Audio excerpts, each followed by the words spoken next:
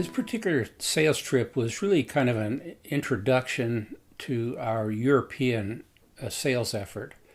And that's why I traveled to so many different countries to meet these agents. Of course, we went to England, delightful experience there.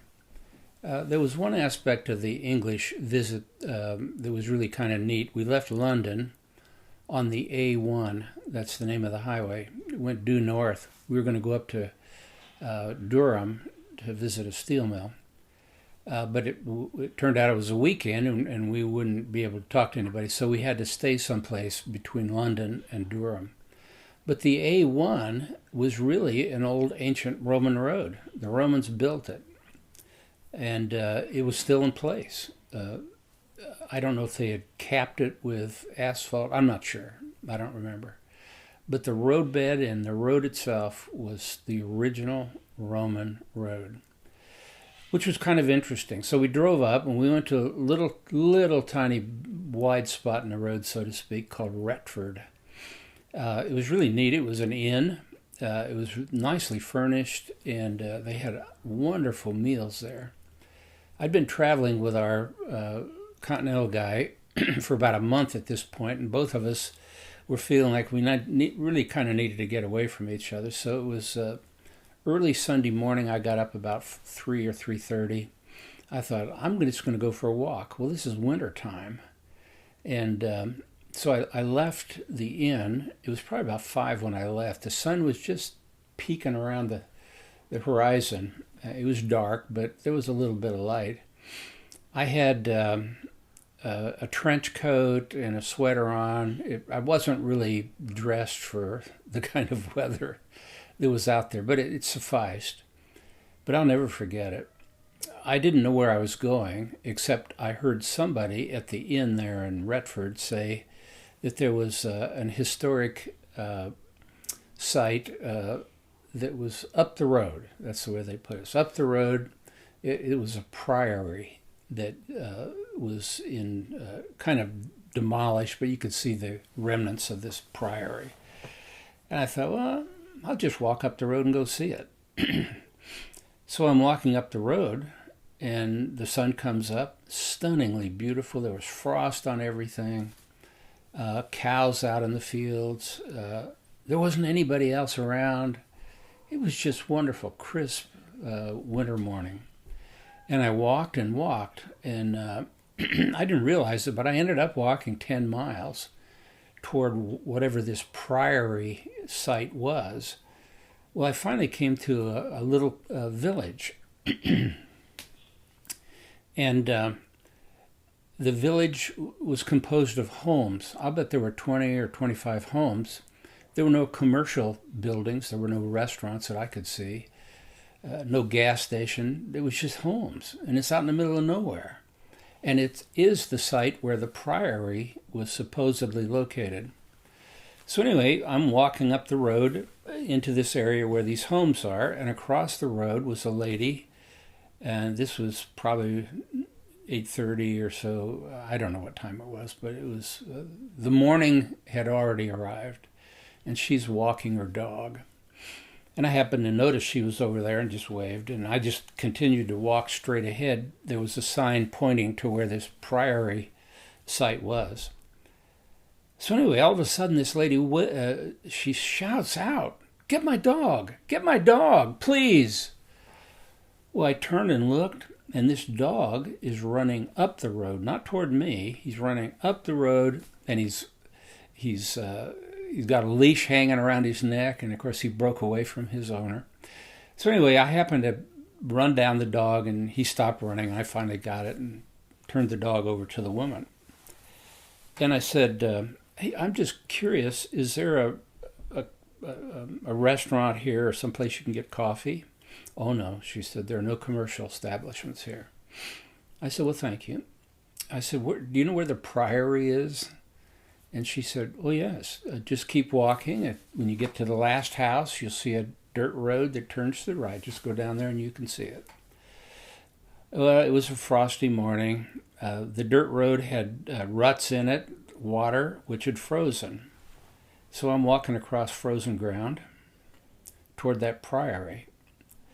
And all of a sudden I was aware somebody was behind me and they were breathing hard. And I wasn't sure if they were walking, running, or riding a bike or what it was, but it was just kind of weird. They're coming fast at me and they're really breathing hard. And I didn't want to turn around. I felt really odd with somebody coming up fast behind me. And I didn't turn around. And finally, this hard breathing person said, "Are you the one that talked to my wife?" He just kind of shouted at me. And I turned and here's this guy on a bicycle. He said, "Are you the one that talked to my wife?"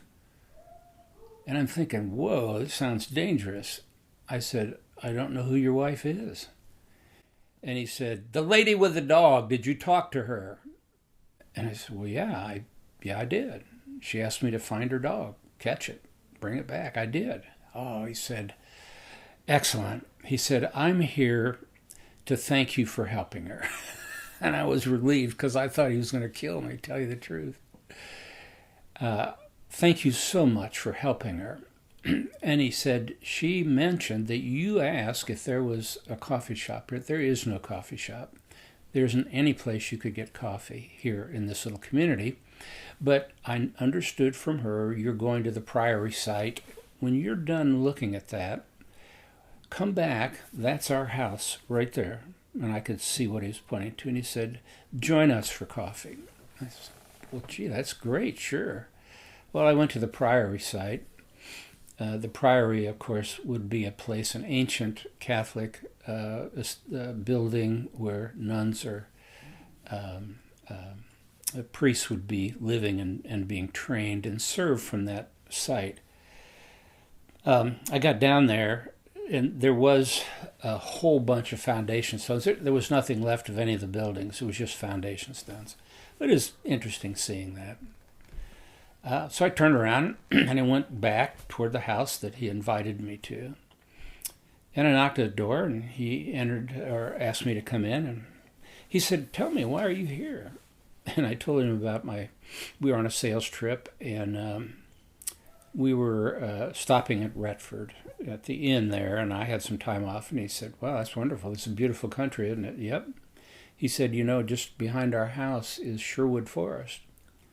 I said, "Really? Is Robin Hood still running loose back there?" And so we had a lot of conversation about that.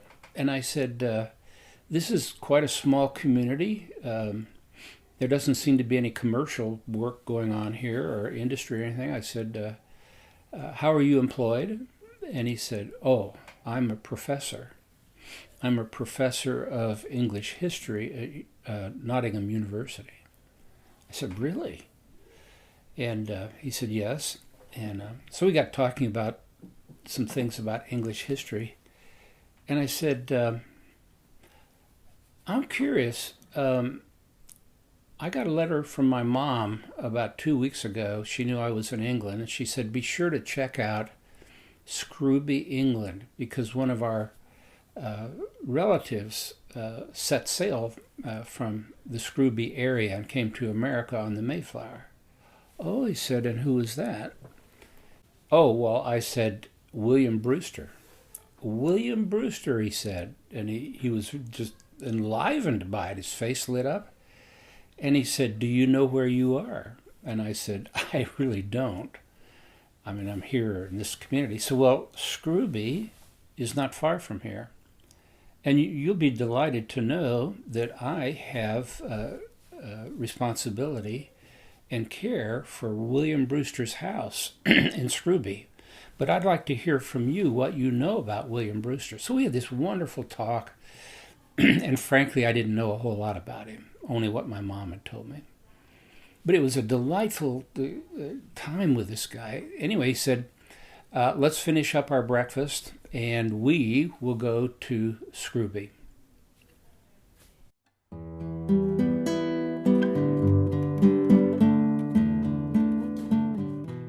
And I said, William Brewster. "Oh, yeah, it was William Brewster." Hold on.